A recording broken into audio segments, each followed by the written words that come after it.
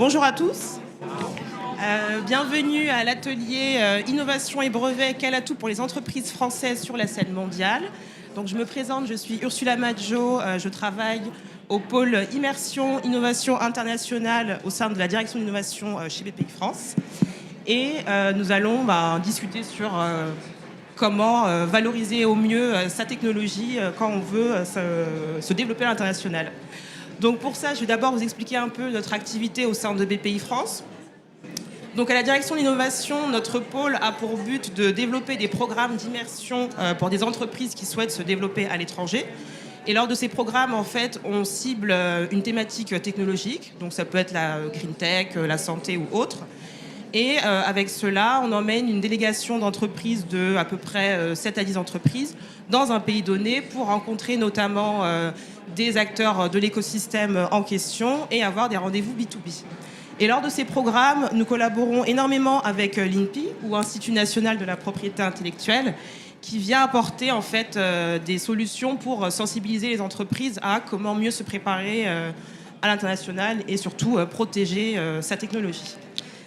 Donc, avant de commencer, je vais présenter les intervenants de cet atelier. Donc, nous avons Céline Matvey, qui travaille à l'INPI, et Pierre-Emmanuel Casanova, de la société IC Labs. Bonjour. Donc, je vais commencer par une première question pour vous, Céline. Donc, quand on est une entreprise française qui souhaite se développer à l'international et qu'on a envie de protéger au mieux et valoriser au mieux sa technologie, en fait, quelles sont les offres que vous, au sein de l'INPI, vous proposez ? Oui, alors effectivement, pour protéger de la technologie, on entend technologie, on va penser piocher dans la boîte à outils, certes juridique, mais de la propriété intellectuelle, secret, le logiciel, les brevets. Et quand je dis brevet, brevet français, demande internationale, et qu'est-ce que je protège dans mon brevet, le dispositif, le procédé. Donc comment on fait ? Eh bien, premier réflexe, il faut se faire expliquer, je pense. Il faut se faire expliquer. Étape incontournable, demander à l'INPI. On a des chargés d'affaires sur tout le territoire, dont le savoir-faire, c'est diagnostiquer les leviers à actionner pour construire une stratégie de pays. Et quand je dis stratégie de pays, je dis deux choses.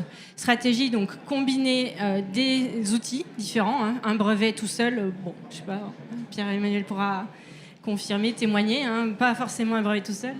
Et puis, je dis aussi en fonction d'objectifs et de contexte. Parce que là, une stratégie, c'est peut-être avant tout, en tout cas en bonne partie, en fonction des autres et de ce que font les autres. Et donc pour ça, on a différents dispositifs qui commencent au pré-diagnostic propriété industrielle. On fait un état des lieux, quels sont les actifs à protéger, combien ça coûte, qu'est-ce que je peux aller voir déjà gratuitement, qui c'est que je peux aller voir pour aller plus loin. Et puis, puisque je parle de stratégie, on a des dispositifs plus orientés stratégie, un programme de formation qui s'appelle Masterclass Pays, où là, on va avoir des partages d'expériences entre entrepreneurs, du coaching sur mesure, de la mise en relation avec des spécialistes, des thématiques à traiter. Là, on est sous l'angle de la formation. Et puis, sous l'angle d'études, on a aussi la cartographie de brevets, qui est une aide, un appui à la réflexion stratégique. D'accord. Et du coup, sur cette partie stratégie de brevet, vous venez de parler de la cartographie brevet. Enfin, ça consiste en quoi exactement ? Alors, la cartographie des brevets, c'est une exploration d'un environnement concurrentiel, d'un domaine technologique. Et ça, via les brevets, à travers les brevets. Pourquoi les brevets ? Vous l'aurez certainement constaté. Ils sont jamais là, ils sont rarement là par hasard. C'est un outil de communication, c'est un outil de dissuasion, c'est un outil de construction d'une position monopolistique, c'est un outil de négociation aussi. En tout cas, c'est le résultat d'une chaîne de décisions stratégiques. Donc, il n'est pas là par hasard. Donc, c'est important de s'y intéresser, premièrement. Et deuxièmement, je ne sais pas si vous savez, vous avez peut-être remarqué si vous êtes dedans, les brevets, ils s'en déposent un certain nombre. Enfin, le certain nombre, ça se compte par millions de plus chaque année. Donc, il est devenu assez difficile, voire impossible, humainement, de les lire, et même quand on se rapporte juste à son domaine. Donc, le service est là pour traiter des grands volumes. On a des dirigeants, on travaille avec des dirigeants qui viennent chercher une boussole, en fait. Qui viennent chercher une boussole dans l'océan des brevets. Donc, on travaille avec des startups qui, Pierre-Emmanuel Casanova pour en parler, cherchent à voir un petit peu, prioriser peut-être parmi les applications possibles de leur technologie, convaincre des investisseurs, démontrer le caractère innovant de leur technologie. Mais on travaille aussi avec des PME, des ETI, qui vont chercher peut-être un partenaire potentiel qui aurait la brique techno qui leur manque pour compléter la gamme, des entreprises à racheter.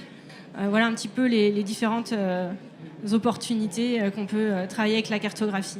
Ok, très bien, merci beaucoup. Du coup, je vais venir vers vous, Pierre-Emmanuel. Donc, vous êtes fondateur d'une start-up. Je vais vous laisser la présenter. Là, on était en train d'évoquer le sujet brevet. Enfin, j'imagine que pour vous aussi, le brevet est une stratégie importante dans le développement de votre entreprise. Et deuxième question que je poserai, c'est comment vous avez pu collaborer avec l'INPI notamment sur valoriser au mieux vos brevets pour votre stratégie internationale. Carrément, du coup, bonjour à tous. C'est un peu tropical ici, mais on va terminer en maillot. Donc moi, je suis une société qui s'appelle HSL, qui s'appelait avant IC Labs. On travaille dans le transport et stockage d'hydrogène. On a une technologie qui est extrêmement disruptive. Puisque justement on a déposé 12 familles de brevets, ce qui correspond à peu près à 70 brevets délivrés dans le monde entier. Donc c'est une vraie stratégie pour nous d'avoir travaillé sur ce sujet-là. Nous en fait on a, pour répondre à votre question sur la partie brevet, le cœur de notre technologie aujourd'hui, notre innovation, elle repose bien évidemment sur des brevets qu'on a rachetés de l'université, qu'on a transférés de l'université, mais aussi des brevets qu'on a aussi travaillé nous en interne. Et le dépôt des brevets n'est pas quelque chose qu'on peut faire, selon moi, complètement seul. L'idée est vraiment de travailler avec les organismes qui sont à notre disposition, notamment l'INPI, qui nous a permis, si je peux me permettre justement d'avancer un petit peu sur ce genre de questions sur la cartographie.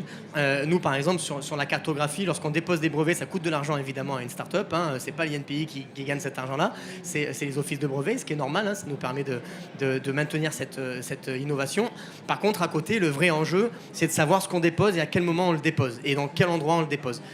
Et tout cela, en fait, pour vraiment naviguer dans ces millions de brevets qui sont déjà disponibles et publiés récemment, on a cette fameuse cartographie, dont peut-être que vous allez parler un petit peu plus longuement après, mais c'est vraiment l'idée de savoir à quel moment et comment je me positionne par rapport à ma concurrence et comment je me positionne dans un marché qui aujourd'hui, parce qu'aujourd'hui, moi je vous parle d'hydrogène, il y a 10 ans quand j'ai créé cette société, donc nous aujourd'hui on est 30 collaborateurs, mais il y a 10 ans quand j'ai créé la boîte, personne ne parlait d'hydrogène, donc on parlait un petit peu, mais c'était assez léger. Et quand on s'est dit, tiens, on va déposer des brevets sur l'hydrogène, on s'est dit, tiens, qu'est-ce que c'est que l'hydrogène? Apprenons un petit peu ce que c'est que l'hydrogène. Et l'INPI nous a accompagnés vers la cartographie pour trouver finalement des compétiteurs. Tout à l'heure, on en parlait. Les compétiteurs font partie du résultat qu'on a eu de cette cartographie pour identifier et de permettre aussi après de les suivre et de mettre en place une veille brevet qui est essentielle dans le développement d'une start-up. Comprendre son environnement et comprendre le développement des autres entreprises qui développent aussi des technologies, des produits similaires aux vôtres dans votre domaine. Du coup, pour vous, quand vous aviez sollicité cette aide avec la cartographie brevet, c'était quoi vos objectifs initiaux? Identifier la concurrence, vous positionner sur le marché Alors, au départ, et pour être totalement honnête, c'est parce qu'on était un peu radin et qu'on s'est dit, en fait, déposer des brevets à tout va, il y a des grands groupes qui savent le faire. Nous, clairement, à chaque dépôt de brevet, ça nous coûte une certaine fortune. À l'époque des dépôts, quand on est une petite boîte. Donc, on s'est dit, on va déposer des brevets stratégiquement. C'est-à-dire qu'on va réfléchir où est-ce qu'on va déposer des brevets à des endroits qui, pour nous, vont être vraiment des endroits ultra compétitifs où on va avoir vraiment une véritable valeur ajoutée à déposer. Et en fait, ce qui est super intéressant, c'est qu'en fait, au fur et à mesure où on a avancé dans cette cartographie, à la fin, on a identifié avec vous, avec l'INPI, tout ce qui est compétition. Là, on s'est dit, là, il y a des gars qu'il va falloir surveiller, qu'il va falloir voir un petit peu ce qu'on peut faire. Et après, en fait, ce qu'on s'est passé, c'est que c'est allé encore plus loin. On est allé chercher des levées de fonds, on est allé chercher des fonds. Et quand on est allé chercher des fonds, les gars nous ont dit, OK, quelle est votre stratégie pays? En fait, on est arrivé au leveur de fonds, au fonds qu'on a rencontré, on leur a dit, en fait, notre stratégie pays, on l'a développée avec l'INPI dans le cadre d'une cartographie. Et ce qui est assez marrant, c'est que ces fonds-là ne connaissaient pas trop la cartographie à l'époque. Ils nous ont dit, mais c'est quoi cette cartographie? Et on a passé 10-15 minutes à vendre ce que faisait l'INPI en disant, tiens, cette cartographie, elle est géniale parce que vous voyez, je me positionne là par rapport aux autres brevets existants. Et en fait, ce travail, pour ceux qui ont la chance de créer une société, vous allez voir qu'en fait, on va vous challenger sur plein de domaines. Et moi, le domaine de la propriété intellectuelle, en 10-15 minutes, en présentant la cartographie de l'INPI, j'ai convaincu tout le monde sur ce sujet-là. Et moi, ça m'a permis clairement d'avancer et d'accélérer considérablement. Et ce qui nous a permis, en fait, on est assez fiers de l'avoir annoncé. Il y a 2 mois, on a fait une levée de fonds de 15 millions d'euros. Aujourd'hui, 15 millions d'euros dans le monde des clean tech en série A, c'est assez important. Et on est assez fiers de l'avoir fait avec des brevets qui sont validés grâce à l'outil de cartographie de l'INPI. Très bien, merci beaucoup. Et du coup, Céline, par rapport à cette cartographie de brevets, est-ce que vous pourriez nous donner un peu les grandes lignes de comment ça fonctionne? Qu'est-ce que vous proposez aux entreprises avec cette offre? Oui, tout à fait. Le témoignage de Pierre-Emmanuel Casanova est intéressant parce que c'est vrai que c'est vraiment comme ça qu'on le construit. C'est un dialogue avec l'entreprise et l'entrepreneur. On va d'abord se mettre d'accord sur un périmètre parce que forcément, on veut sortir des données. On ne sait pas encore forcément lesquelles exactement au début. Ça peut être identifier des acteurs émergents, identifier ses compétiteurs, repérer des tendances, voir des périodes de temps qui se dégagent, dérisquer un marché à l'export. On parlait d'export en commençant. Typiquement, on a travaillé avec une entreprise qui nous disait voilà, j'ai un projet à l'export, les marchés chinois et américains sont importants pour moi. Où je mets les pieds. Bon, ben, on peut visuellement représenter les dépôts de brevets d'origine chinoise, d'origine américaine. Donc, pour répondre à la question comment est-ce qu'on travaille, on définit ce périmètre. Ça, c'est très important. Il faut vraiment définir le sujet. Et puis ensuite, on va apporter deux choses. C'est les compétences des ingénieurs de l'INPI qui sont répartis par technologie. Donc on met à disposition ce savoir-faire des ingénieurs examinateurs de l'INPI par domaine de l'information brevet. Nous, ce qu'on manipule bien, c'est l'information brevet. Donc on va traduire des questions stratégiques, des turlupitudes dirigeants en requêtes en langage brevet. Et après, on va chercher à répondre, ou en tout cas à amener de la data qui pourrait répondre et alimenter sa réflexion stratégique. On n'est pas conseil, on livre vraiment de la data qui nourrit la réflexion. Et donc, on aboutit à un rendu qui est visuel, qui va se composer de graphes et de cartes, comme des cartes IGN, un peu où on a des océans, des plaines, des montagnes, qui vont représenter la densité d'activité brevet. Et donc, par là même, un peu la densité de R&D, à quel point certains sujets sont très travaillés, d'autres moins, le seront peut-être, sont en train de l'être. On verra peut-être apparaître des îlots un jour, mais pour l'instant, c'est des zones qui sont peu travaillées, donc a priori fortement différenciées et a priori innovantes, ce qui peut permettre d'aider la démonstration, comme ça a été cité tout à l'heure. Donc on va ensuite, parmi ces océans et cette myriade de brevets, puisque dans une étude, on peut être facilement à plusieurs dizaines de milliers de familles de brevets traités, on va chercher à faire ressortir des signaux faibles, des signaux d'intérêt qui vont répondre aux différentes questions qui animent le dirigeant ou qui vont pouvoir éclairer son projet. Et donc on va cribler cette étude de différentes questions, par des mots-clés, par différentes techniques qu'on a à notre disposition avec l'information brevet, pour faire ressortir des éléments qui n'avaient pas pu connaître par d'autres études, notamment plus classiques, de l'interrogation des bases brevets. Parce que, comme je disais tout à l'heure, ça ne disqualifie pas les études brevets pures, comme une liberté d'exploitation, etc. Par contre, ça permet d'identifier ce sur quoi se concentrer et donc extraire éventuellement les listings de brevets qui correspondent et là, faire une étude juridique éventuellement plus poussée avec son conseil, avec son board, etc. Ok, très bien, merci beaucoup. Et du coup, Pierre-Emmanuel, vu que vous avez bénéficié de cette cartographie-là, pour avoir un peu une idée de la temporalité, ça se fait en combien de temps ce travail a pris, je ne sais pas, 1 mois, 2 mois Alors, ça dépend aussi, nous, ce qu'on demande.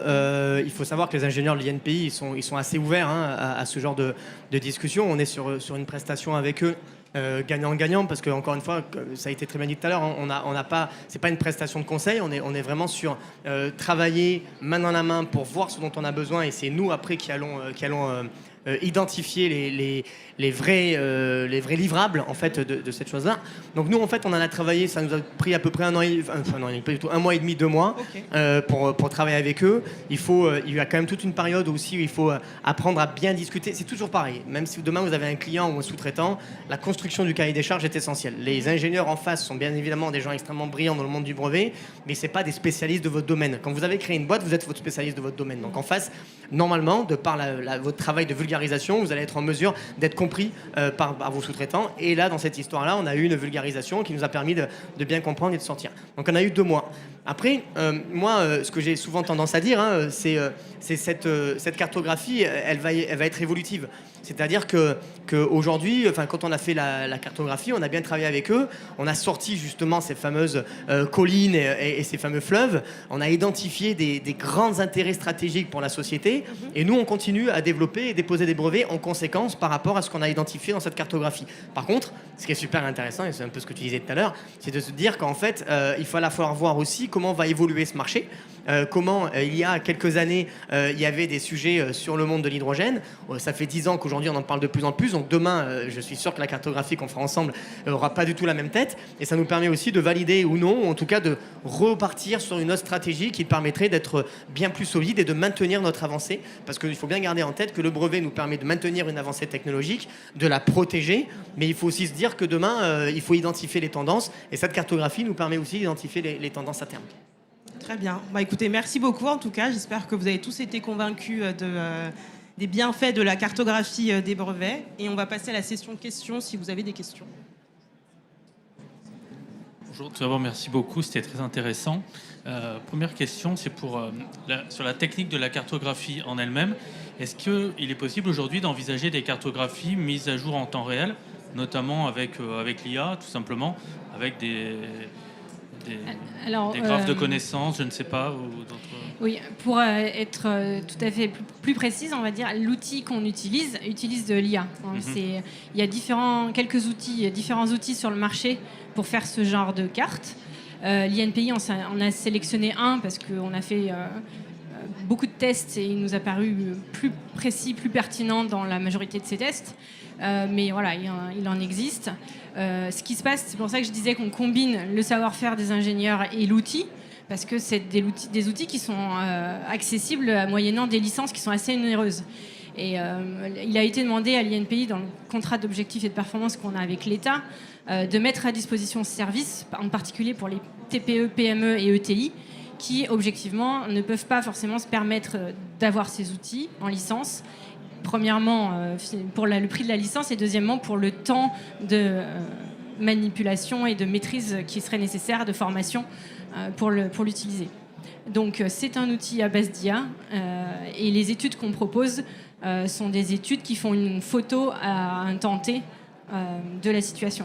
Donc, ça n'est pas une mise à disposition de login pour un an. Il y a un gros enjeu derrière de compréhension aussi de la cartographie.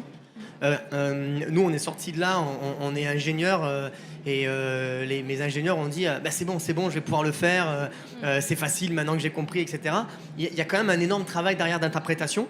Et ce travail d'interprétation, de fournir des informations en disant oui, en effet, il y a un placement là sur le fleuve ou alors sur la colline, etc. C'est quand même des choses sur lesquelles les experts de l'INPI sont quand même extrêmement calés. Et ces informations-là qui nous partagent sont essentielles dans l'interprétation. Ils n'interprètent pas à notre place, mais ils sont essentiels. Donc même si on avait un outil derrière, je pense, là j'essaye de voir un peu pour en discuter, mais même s'il y avait un outil qui pourrait faire ça en temps réel, derrière, on aurait toujours eu le besoin de l'expertise derrière des experts de l'INPI pour pouvoir nous aider à comprendre comment se positionner, parce que finalement, c'est quand même assez dense. Hein. C'est un très bel outil, mais c'est très très dense. D'accord, merci.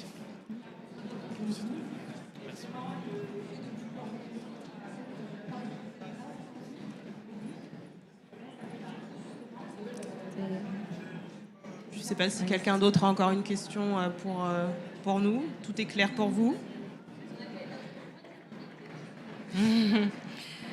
N'hésitez pas à revenir vers nous si vous n'osez pas poser votre question tout fort. Du coup, peut-être moi une dernière question pour vous, Pierre-Emmanuel. Vos perspectives maintenant suite à l'utilisation de cette cartographie, quelles sont-elles?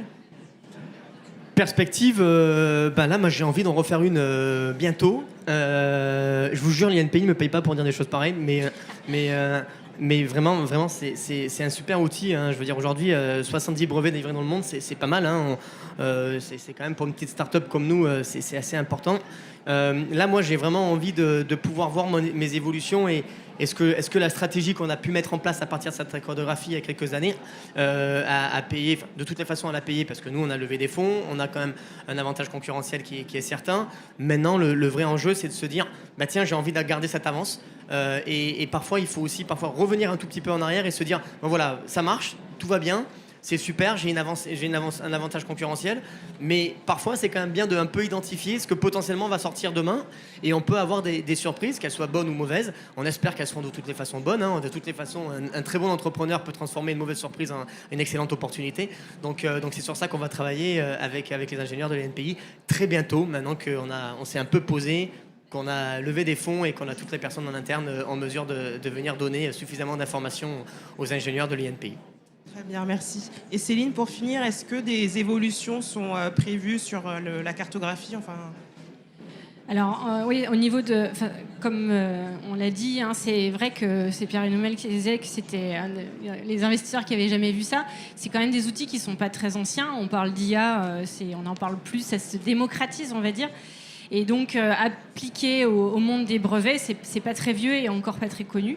Et par contre, l'intérêt, on commence à le deviner.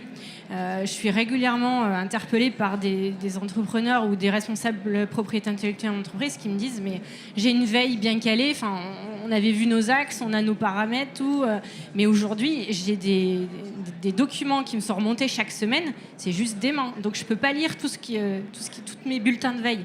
Donc il faut trouver un moyen d'arriver à identifier ce sur quoi se concentrer, identifier des tendances, des acteurs émergents. On cherche vraiment l'aiguille dans la botte de foin, donc trouver un autre moyen. Donc ces outils-là sont bien vus aussi également des acteurs institutionnels.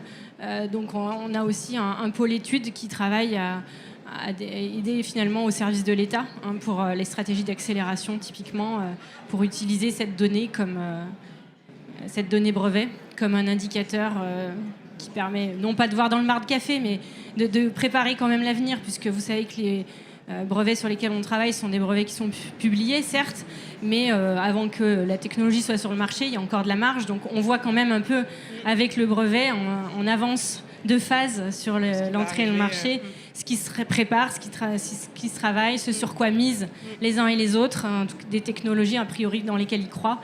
On peut positionner des acteurs par nationalité les uns par rapport aux autres. On peut comme ça donner des tendances par pays, par techno, par période de temps. Donc voilà, c'est aussi quelque chose à laquelle on réfléchit. On continue de travailler pour les entreprises, évidemment. Et la meilleure démonstration elle a été faite, hein, mais c'est sûr que les brevets ne sont pas un outil que pour les grands groupes. Par contre, quand on n'a pas... les poches sans fond, eh bien effectivement, il faut bien réfléchir à où est-ce qu'on pose nos pions de sécurité, nos péages, pour construire une stratégie gagnante dans son contexte, quoi, évidemment. Très bien. Bah, merci beaucoup. Merci à tous. Ah, attends. Bonjour, je voudrais savoir comment vous travaillez avec les agences à l'étranger et comment vous alimentez la cartographie avec les brevets qui sont déposés dans d'autres pays et notamment aussi comment vous faites la recherche d'antériorité. Merci. Comment on fait la recherche D'antériorité. La recherche d'antériorité. Ah oui.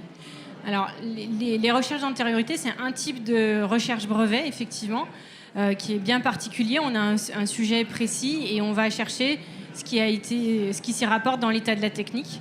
Là, dans cartographie, on veut adopter un point de vue beaucoup plus large, en fait. On prend vraiment de la hauteur. C'est une carte d'état-major d'un secteur.